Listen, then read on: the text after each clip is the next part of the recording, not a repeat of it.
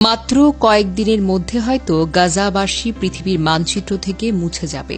1,17,000 মানুষের একটি শহর রাফা, যেখানে এখন একটি মানুষও আর নেই। কেউ তার বিশ্ববাসীর কাছে জবাব চাইবে না, আর কেউ সাহায্য চাইবে না। ইতিহাসের পাতায় লেখা থাকবে, পাকিস্তান ও তুরস্ক ছিল বিশ্বের অন্যতম পারমাণবিক শক্তিধর, তবুও গাজার রক্ষার্থে একটি বোমাও উড়ে আসেনি। মিশরের বুক চিরে নীলনদ বয়ে গিয়েছে শতাব্দীর পর শতাব্দী, যা প্রাণ জুগিয়েছে আফ্রিকার মরুভূমিকে। অথচ পাশেই গাজার শিশুরা তৃষ্ণায় কাঁপতে কাঁপতে মাটিতে লুটিয়ে পড়েছিল।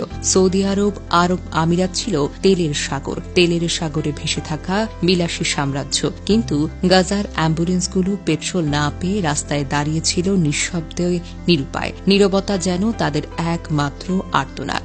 সর্বোচ্চ আশা প্রত্যাশার অসংখ্য চোখ তাকিয়েছিল তুরস্কের দিকে, নেতৃত্বের স্বপ্নে বিভোর উম্মার দাবি করা মুখপাত্র। তবুও গাজার জন্য তারা কিছুই করল না। না রসদ সামগ্রীর সাহায্য, সামরিক সহযোগিতা, না নিরাপত্তা নিশ্চয়তার কূটনৈতিক আগ্রাসন। গোটা বিশ্বের মুসলমানদের ছিল 50 লাখ সৈন্য, ছিল ট্যাঙ্ক, ক্ষেপণাস্ত্র, যুদ্ধ বিমান, স্যাটেলাইট, গোয়েন্দা বাহিনী, ছিল আধুনিক প্রযুক্তি, এমনকি হাইড্রোজেন পারমাণবিক বোমা। কিন্তু গাজার আকাশে একটা ছায়াও পড়েনি, গাজার দিকে কেউ হাঁটেনি।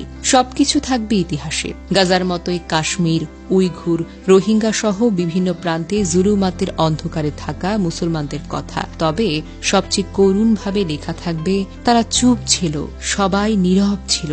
মৃত্যুর চাইতেও গভীর ছিল সেই নীরবতা। 1,17,000 মানুষের একটা শহর রাফা, সেখানে আর কোনো মানুষ নেই। কেউ আর বিশ্ববাসীর কাছে জবাব চাইবে না, আর কেউ সাহায্য চাইবে না। মানবহীন ভূমি রেখে যারা উল্লাস করছে, তারা জানে না প্রতিশোধের বদলা শুধু মানুষই নেয় না, প্রকৃতিও নেয়। রাফার মাটির সাথে যে রক্তটা মিশে আছে, সেই রক্তমাখা মাটি একদিন হিংস্র হয়ে গ্রাস করবে। আজকে রাফা মানবশূন্য ঠিকই, কিন্তু একদিন এই রাফাই আবার জনমানবে বিস্তৃত হবে, শেষ লড়াইটা লড়বে। উল্লাস তখন মুসলমানরা করবে, পতাকা উড়বে ফিলিস্তিনে, কিন্তু সমাদৃত হবে পুরো বিশ্ব, ইনশাআল্লাহ।